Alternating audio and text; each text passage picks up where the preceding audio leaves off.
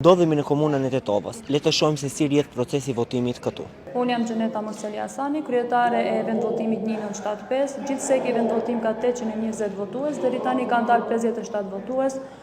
Mirë është duke shkuar procesi i votimit, nuk ka pasur ndonjë pengesë, votimi është hapur në kohë. Jam Berat Emeri, kryetari i komisionit, vendvotimi 1926.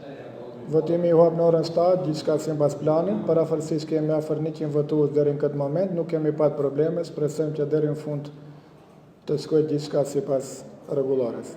Gjendemi në vendvotimin me numër 1927, jam Hatice Bajrami, e përcaktuar si kryetare në Këshillin Zgjedhor në këtë vendvotim në Gjimnazin e Tetovës.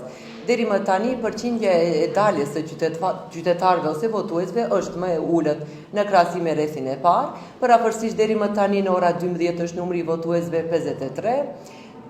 Gjithçka po shkon ashtu siç është e paraparë me rregullat me kodin zgjedhor.